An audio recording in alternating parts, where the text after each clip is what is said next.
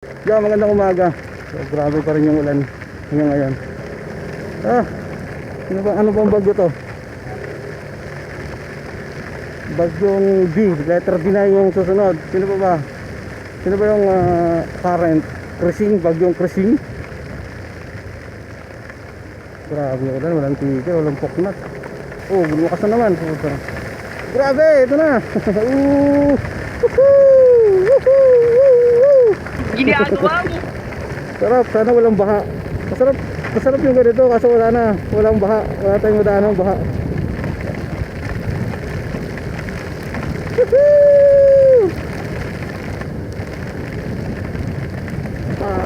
Grabe, zero visibility. Panay-panay ang ulan, wala na tuloy. Wala na masuot na brick, puro basa. Papasok ka pa lang, yung brake mo basa na. Subog-subog yung ulan. Hihina.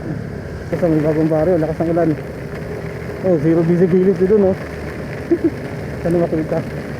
Zero visibility, grabe. Dito sa may Caloocan, pupuntang monumento. Ngayong 11. Grabe, zero visibility. Dang. Kaya sa mga paps natin dyan, mananatiling alerta, maingat at kalmado lagi sa mga biyahe nyo. Siyempre, dahan-dahan na sa pagpapatakbo ng mga sasakyan, mga motor, di ba? Marahan lang ang pagmamaneho, kalmado. Kasi zero visibility, madulas ang karsada, di ba? Prone sa aksidente, di ba? Kaya dahan-dahan lang tayo. Sana yung mga kasabay din natin.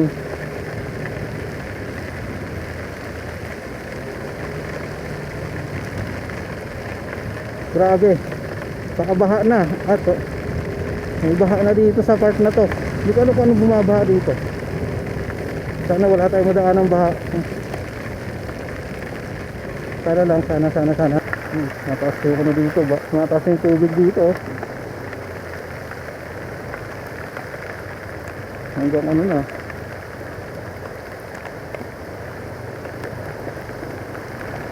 Oh, mataas na. Oh.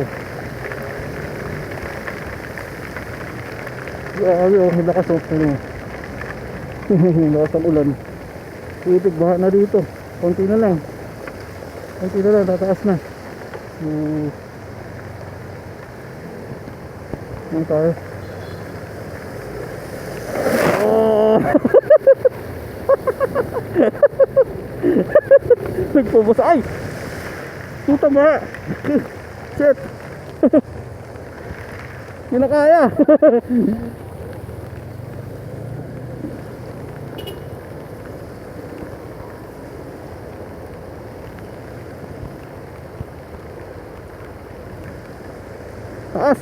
Taas na.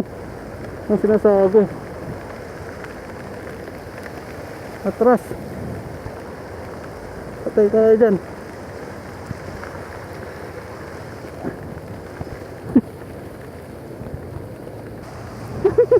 Buti na lang.